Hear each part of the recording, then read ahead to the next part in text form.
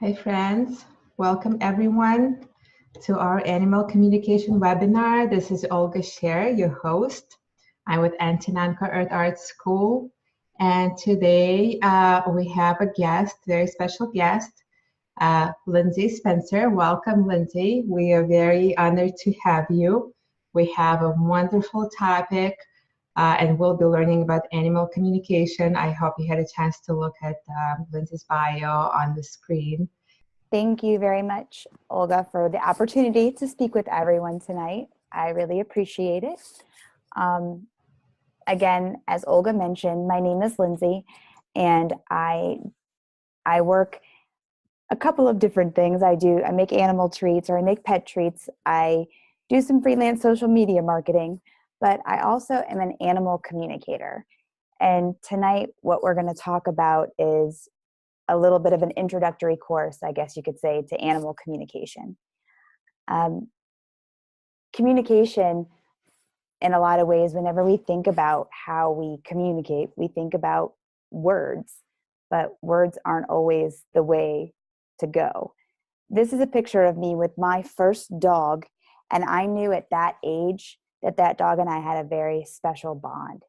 We felt each other, we understood each other, and that's what led me in a lot of ways to animal communication, to being able to feel, see, and know what the animal wants. I can tell you from experience that that look means the animal wants food. But along the lines of what I have learned in being able to really understand and feel and know what's going on with the animals, it's really led me down some paths of being able to help other people and help animals communicate with their owners, and owners do the same thing. Anybody who ever has seen the dog whisperer, Cesar Millan, has heard him say that training, he doesn't come in to train the dogs. Usually it's the owners that have to be trained. And that's the same thing when we are communicating with our animals. So from a very young age, like I said, I knew that I felt what animals were feeling. I would have strangers' dogs I'd never met before, come over to me and just nudge my hand or walk next to me for a while. They were never really aggressive or irritable. They really just wanted attention. And I thought it was just because I had a nice personality. As I've gotten older and really come into my own in a spiritually awakening sense, I realized the reason they would come to me is because they know that I recognized them, that I saw them, and that I could communicate with them. I've learned that because the animals don't use words, we don't always hear words that they say, they use other forms to get in touch with us. Many times, if you have a pet, dog, cat, anything, a bird, you have a tendency to speak for that animal. Like you'd say, you have a special voice for that animal, or you say the things that you know that that animal must be thinking. There's a reason that you do that.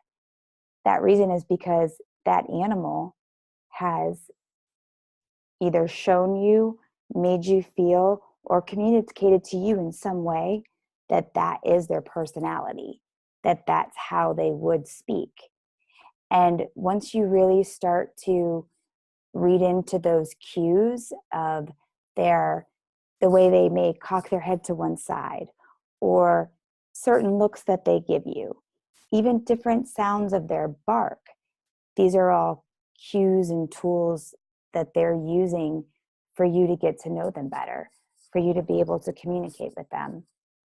I remember several years ago, my partner, Leah, would laugh at me because I would tell the dog what I was doing in detail.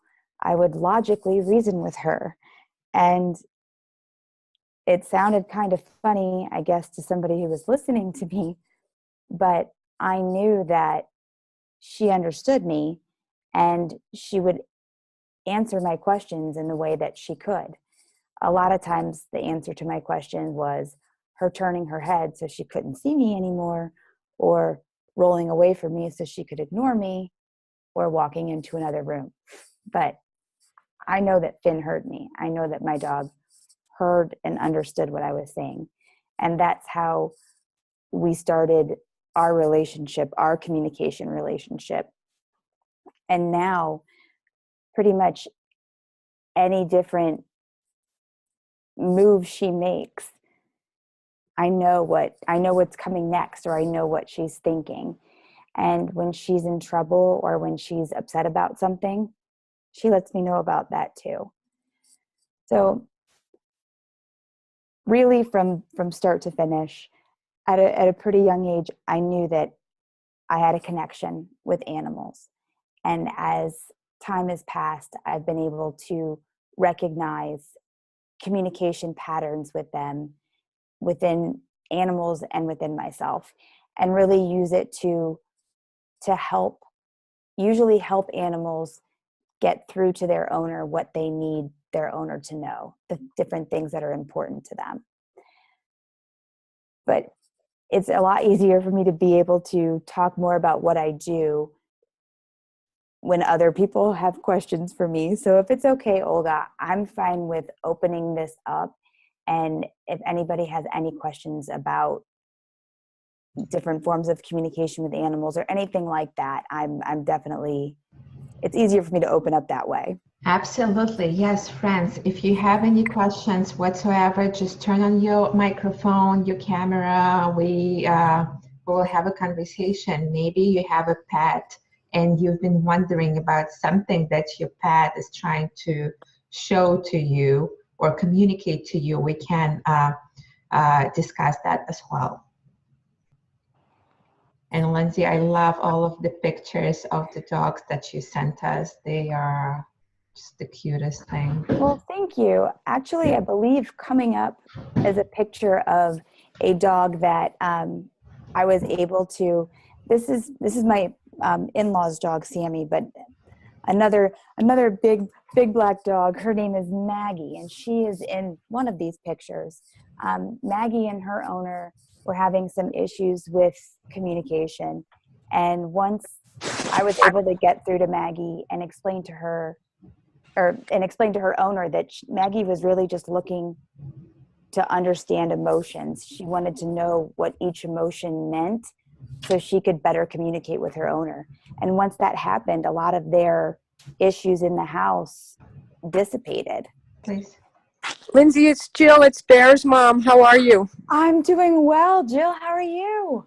I'm so good, but Bear is not. Oh, no. And they're saying he has valley fever and it's on the right paw and he doesn't put any pressure on it. And I started drugs with him with homeopathy, and it's only been 2 weeks, but I just in my inner soul don't think it's valley fever, even though the tests say yes. And just thought you could ask him if there's something in his paw, what's going down with this boy. I can certainly do that. And for everyone else, Jill and her dog Bear are two different people that I've worked with, or two people that I've worked with doing animal communication. Bear is one of the most amazing animals I've ever had the privilege of speaking with. He is just completely incredible. I've never met a healer or a shaman quite like him in an animal. Jill, give me a little bit of time to talk with him and see what I can come up with. But I do want to know, is this the same paw that he had been having issues with like a couple months ago? Yeah, so it started 2 months ago, and it was the day after he got groomed, so I thought it had something to do with grooming. He landed wrong, he struggled, whatever. I called a wolf place in Tucson. She said, oh, that happened to my wolf. He had valley fever, so I took him in and got him tested, and they said, yep, he had that. But I don't know. I'm not really sure what's going on. I really think it's a mirror of my father had a stroke on the left side. And he knows we're talking about him because he just walked in the room to bark. Yeah, Bear really does like to take on those things for your dad a lot. So, yeah, let me have a little bit of time to talk to that silly guy, and I will definitely get back to you on that. Okay, thank you for you. You're very welcome. Thank you. And Jill, I should have made you send me a picture of Bear too, so I could have put him on the slides. He's just so beautiful. Thank you.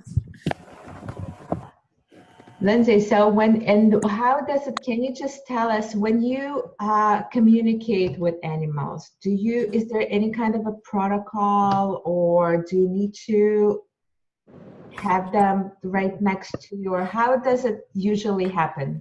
No, I actually don't need to have them right next to me.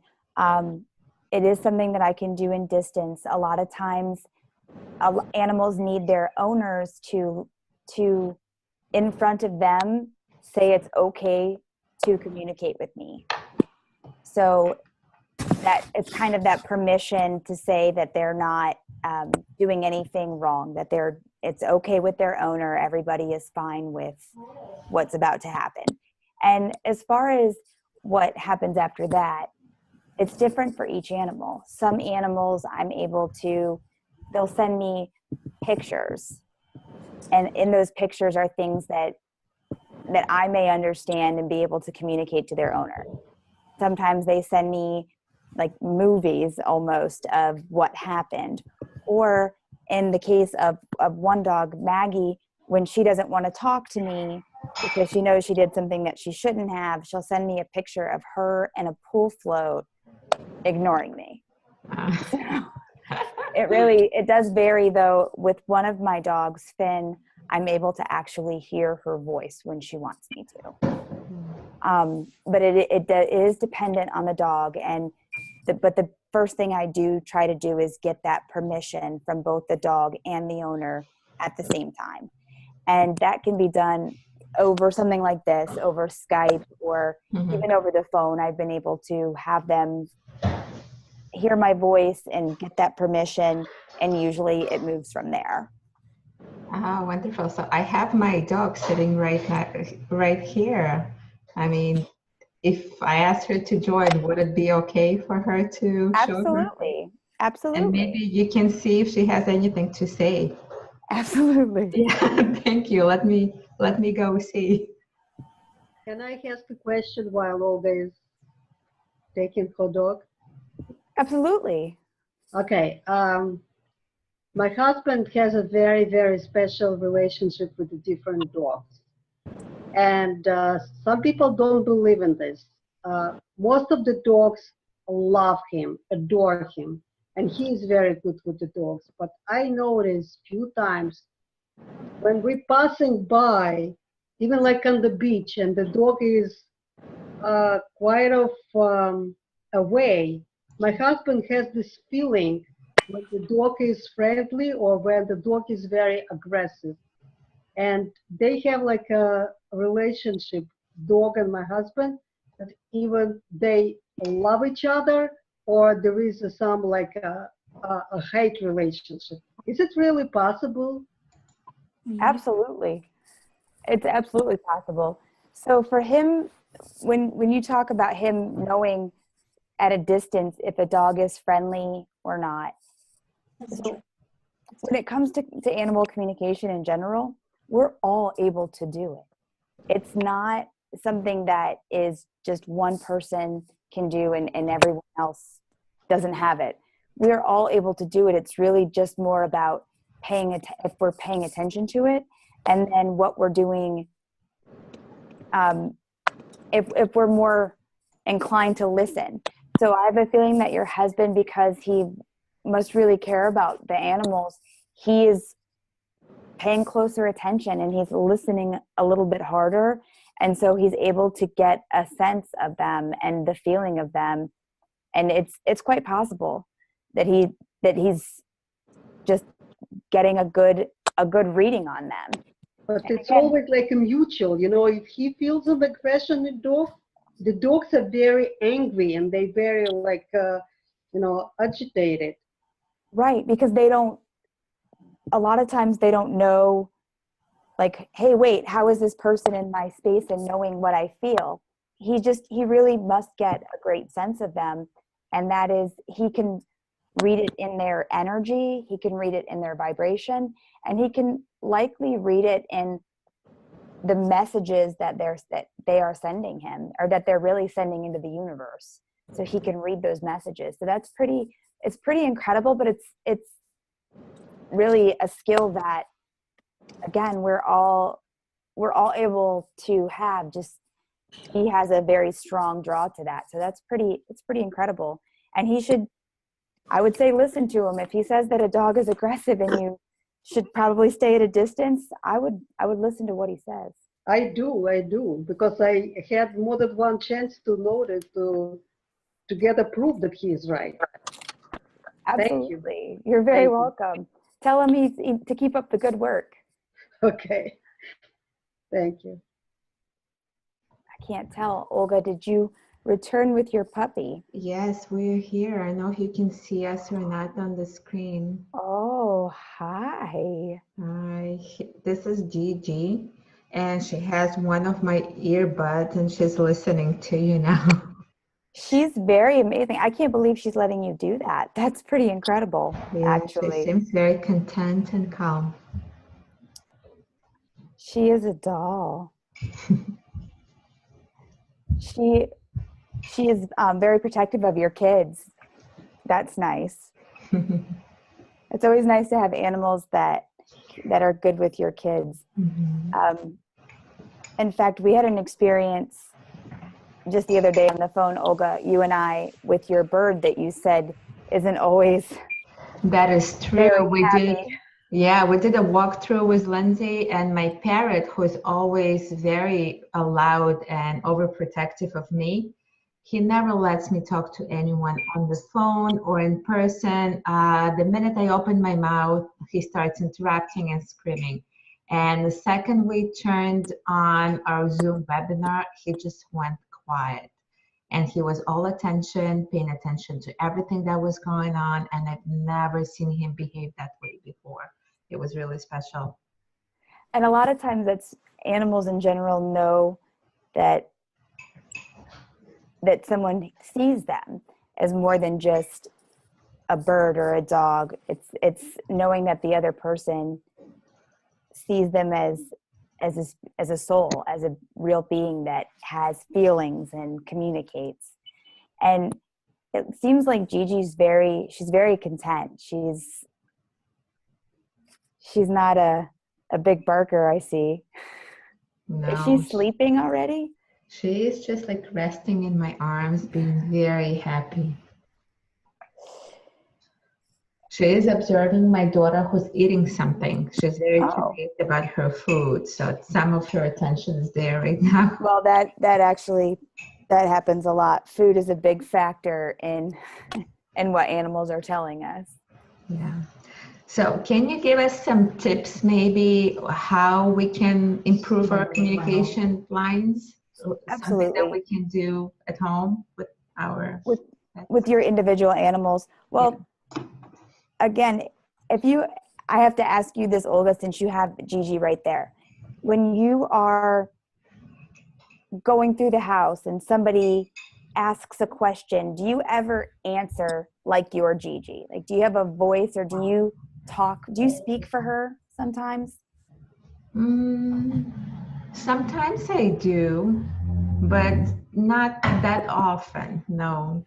So I do see her as just a separate entity, mostly, that has her own flow.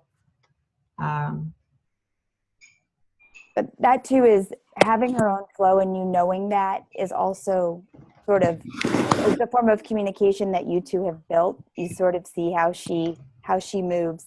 But a lot of times we have a tendency to, like, if I'm trying to think of a good example of, we talk for our dogs. Like, if somebody's coming to the door or somebody has dropped something, we basically have voices kind of that we use, like we're talking for them, like we are them. And the reason that people do that, and you'll hear a lot of people do that with their pets, is because we know that they have this personality. This personality isn't just something that we created in our own head. It's something that they have given off to us. Some dogs are prissier than others. Some dogs are pickier than others. Some are seem very intellectual and have these high intellectual conversations. And some dogs just seem food. All of these are things that they've given off to us.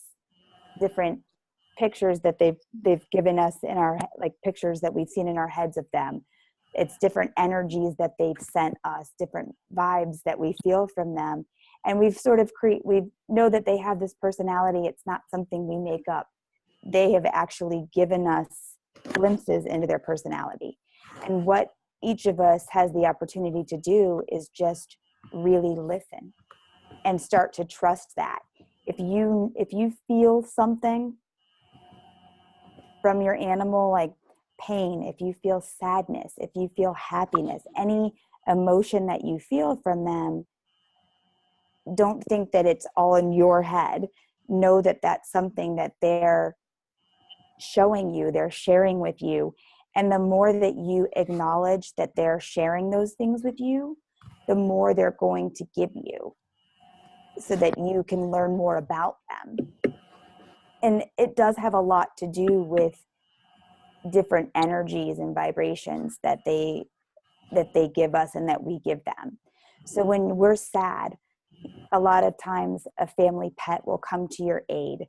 If you're crying, you may have a dog that will try to kiss your tears away, or that will snuggle with you, because they can feel that emotion from you.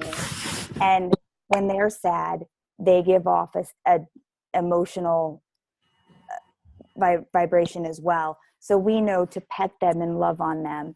It's really, that's the give and take of that type of communication. And it's really about listening and paying attention to it.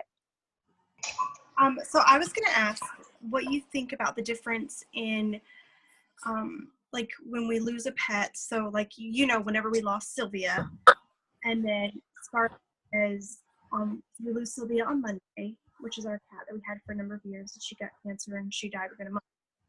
And on Wednesday, Scarlett says, we need a little black kitten. And then on Friday, I get a text message from someone with a cat named Scarlett who just gave birth to a kitten that day.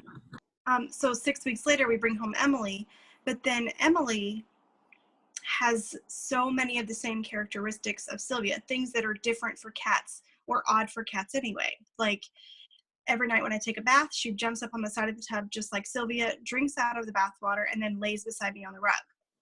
Or goes through and takes socks and leaves socks all over the house. And I'd heard that with oversoling, the old animal, or I say old, but you know what I mean, they can kind of show the new animal the ropes to say, hey, this is how we live in our family. But Emily's 2 now.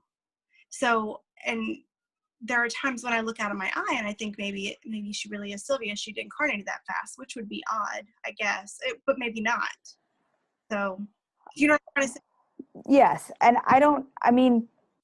when all of that happened, I think we had this discussion then too.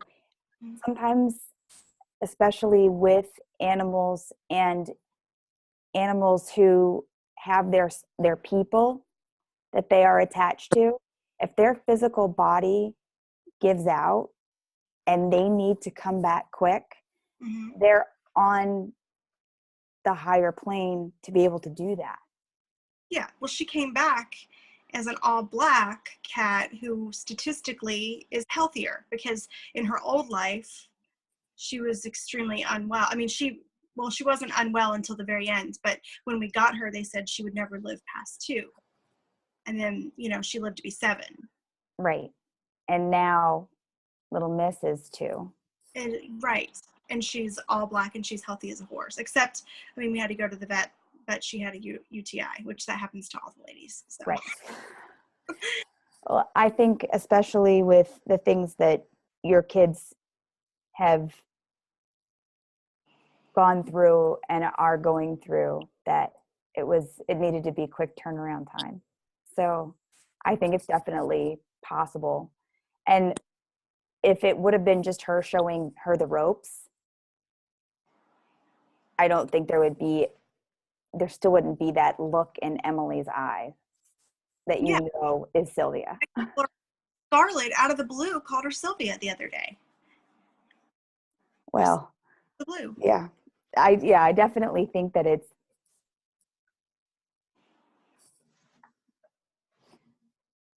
for what she was needed for with her soul family. I think it had to be, which does lead me to a question for you. How is Rosie? You know, she's okay. She's starting to lose some sight. I think she's starting to lose some sight. She's digging, and in the evenings she'll get sort of like sundowners, you know, and she'll whine incessantly and she'll dig, and then she'll stop and she'll settle in. But usually after we cover her up and put some more weight on her. Rosie is Melissa's dog that is an Italian Greyhound. Mm-hmm. And she's been Melissa is my sister-in-law, but Rosie has been for my brother and Melissa and her kids. She's been a constant and just been a really good friend and confidant for a lot of people in that family. And that's part of the communication too, is you know that there are certain things that she does, and that's her way of saying, this is how I'm feeling. If she... We have a voice for her. Yeah, we have, yeah. There is a voice for Rosie, and she makes everything she wants known. She does. She absolutely does. And I think that you have, as you are a communicator as well, it's been about really listening. And once you start really listening is when you hear it and when you feel it. And as I had mentioned in the beginning of this whole thing, I always knew that animals were important to me and that they responded to me. But it really took Melissa here to tell me, by the way, you're not crazy. You really do hear them. You really do feel them. And once she reminded me or let me know that I wasn't nuts, it really made me pay attention. And that's what I think the whole thing is about, is just paying attention to your pets, knowing those little nuances, their routines. And if something in their routine is off, that's them trying to tell you something. And it becomes, okay, you know, your tail is still wagging, so I know that's a sign for happy, but something is off, or you're not getting up anymore. That's telling me that something is wrong. And so there are all those little things that it has made me more cognizant of. And I think that that's what the whole idea of animal communication is about, is everyone really has that gift, but it's about really paying attention to it and recognizing that you're not crazy when you hear your dog's voice. It's really there. And it's about paying attention and moving forward. And if it says, give me a treat, you give it a treat. You do. Is there anybody else that has any questions? Any questions, friends? Hi, Lynsay. This is Deb. Hi, Deb. So I'm Maggie's mom, and just wanted to say that, yeah, we've made a lot of progress. She's actually stalking me right now, listening, which is funny for her. But she used to be super anxious, and she's really so much calmer now. She's much better socially. We went on a walk today, and we were on a path, so she was able to be off leash, and we crossed paths with probably 4 or 5 other dogs, and there was no growling or biting, or so, which is good for her because she's kind of had to learn her social skills over time. Uh, and I didn't know if there was anything else you wanted me to comment on as it related to her. No. Well, Maggie is one of my favorite dogs, of all time. Maggie was, when Deb had first started to ask me about doing some animal communication and figuring out what was going on with Maggie was having a hard time. She did not understand social cues, and she was having a rough time understanding Deb. She didn't understand what happy was or what sad was with Deb. There was just a disconnect. So what I asked Deb to do, no matter how weird it sounded or felt, was to, when she was feeling a different emotion, was to tell Maggie that's like what the emotion was. So if she was happy, to tell Maggie, this is what happy looks like. If she was sad, I told her to tell Maggie, and she had to say it out loud, this is what sad looks like. And it didn't take very long to start the turnaround. It seems like once Maggie started to understand what the different feelings were, it seemed like it alleviated a lot of her anxiety. Would you say that was what you felt as well, Deb? Yeah, I think it started right away to start improving. And it's so funny because I was walking her out of the building and we ran into a person, and there wasn't a dog there, and she got really scared, the tail underneath. And I said to her in front of the person, but Maggie can be nervous, but she's brave. She's very brave right now, and she's learning to be courageous. And she actually completely did a 180, right on the spot. And she turned and she lifted her head up and she was like, yeah, I'm gonna be like a normal dog now.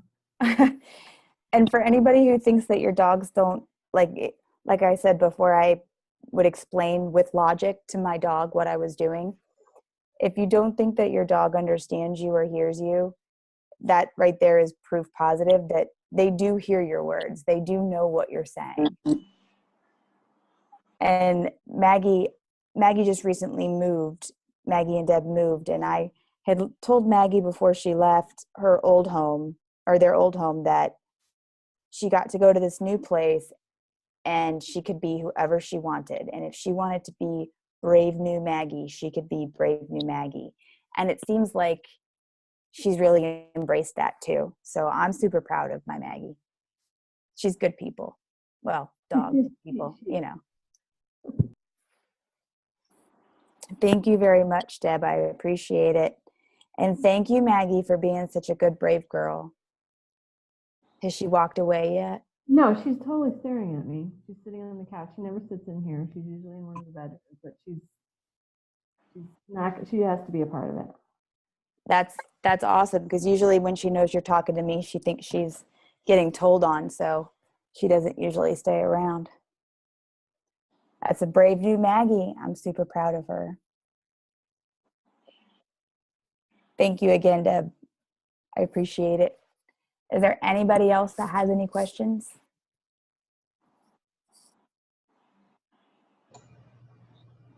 Well, Olga, we might have. Can I just ask you one more thing Sure. before we finish? Maybe you can just share with us just one quick story about something, profound, maybe something that was sitting there in an animal and it was blocked and just came through, like any experience like that. That comes. Sure. Yeah, every year, my partner and I go to a border collie rescue in New York State. It's called Glen Highland Farms. And what you do there is you can camp. They have campers or they have tents, whatever. There's many people that go there and stay for overnight, and they bring their dogs because it's 170 acres of off-leash playing for dogs. So when you pay to stay there, it all goes to the Border Collie Rescue. But a lot of people that come to spend the night or to take the trip there have Border Collies that they have rescued, or there's usually a plethora of dogs. Anytime you have 100+ acres of off leash. You've got lots of dog people that come with their animals. Mm-hmm. So the last time we had gone, there was probably 20 dogs that were staying there the same time we were. And during our stay, each one of those dogs at different times would walk up to me, wait for me to acknowledge them, and put their head in my hands so they could show me what had happened to them, because most of the dogs there were rescues. So they all showed me, and at one point there was a line of dogs that was waiting to show me. There was 4 or 5 that had been standing next to each other, and one would come and put their head in my hands, and then once they were done, they would leave and the next one walked up. But I had never imagined that dogs would wait in line to be able to have someone see them and understand them. And as the different dogs were showing me sort of their background and what had happened, I was able to let their owners know a little bit about their background so that they were better able to handle them. Anybody that has any dealings with border collies knows they're super intense animals.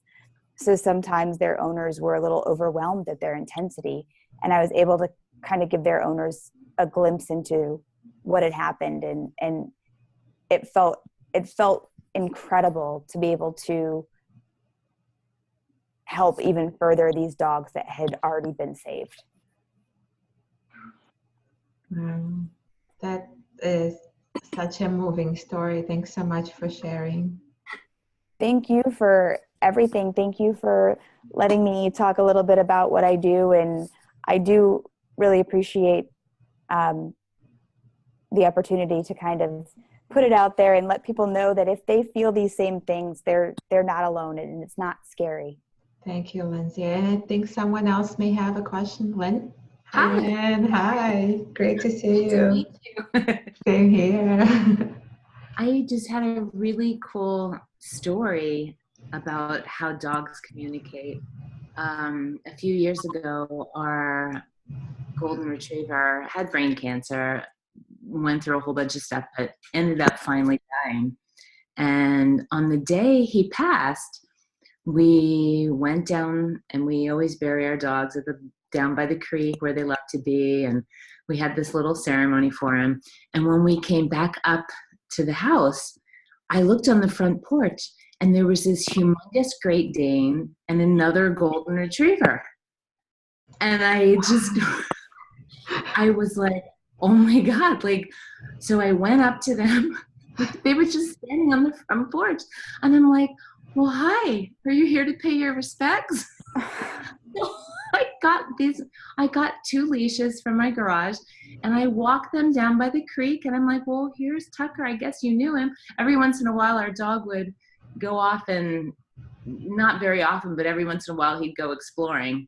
So maybe he knew these dogs. That's amazing, but it's also amazing that you asked the question. So much magic happens when we just ask the question. And I brought out water and dog biscuits. I figured they needed some refreshments for the ceremony. And they were probably there to comfort you too, to say, hey, you know what, it's okay.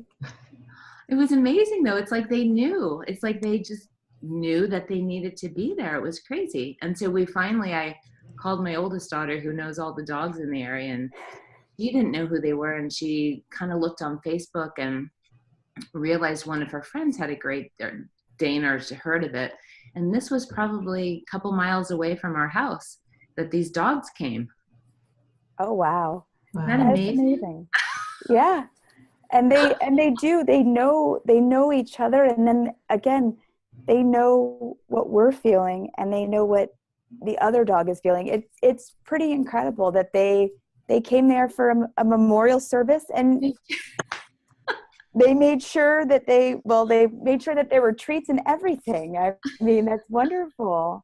Yeah. And again, it made it so that it wasn't is sad for you too, I'm sure. It brought a little bit of light to what you were going through. Because it was so amazing. We were like, wow, Tucker was an amazing dog. Like he had these friends and called them in like they knew, and it just was amazing. That is awesome. Did you feel like a sense of closure after that, Lynn? How did you feel after that incident, that experience? I mean, and it's always sad.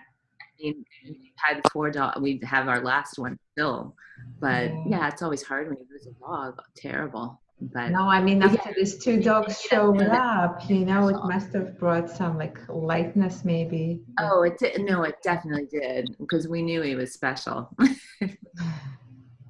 That's all. And see, that's part of knowing those little parts of them, is like, you do know how special they truly are and how much they feel our emotions, good and bad. Yeah. It's pretty incredible when, again, you might take it for granted, but once you pay attention to it just a little bit, it even expands and opens up a lot. Well, just to know how compassionate those other 2 dogs were, that they actually felt what was going on and knew. Yeah. Which is amazing. Yeah. They are. I tell you what, I like animals a lot more than people most of the time. I find them to be quite lovely. People, you know. If only we could all be like animals. Exactly. And I do believe that dogs especially, and some cats that are nice, really teach us a lot about unconditional love too. For sure. they are impervious in a lot of ways to the things that we say that may not be the nicest. They still come back, and they don't just walk away. So that too is pretty beautiful. Right. Thank you. Thank you for that story, Lynn. That made my day. I could just imagine a great day and just being like, what? I mean, he was huge. We're like, oh my gosh. So it's like there's a horse on our porch. It's kind of what I was thinking. Like, this other golden retriever brought a horse. Like, how did this happen? But 2, a horse and another gold. Like, That's what I mean. That's what I mean. Like, this other golden retriever just walked its horse up to our house. We don't know how this happens. We're like, is he safe? But we're like, well, he seems nice. So he was so sweet. That's amazing. That's awesome.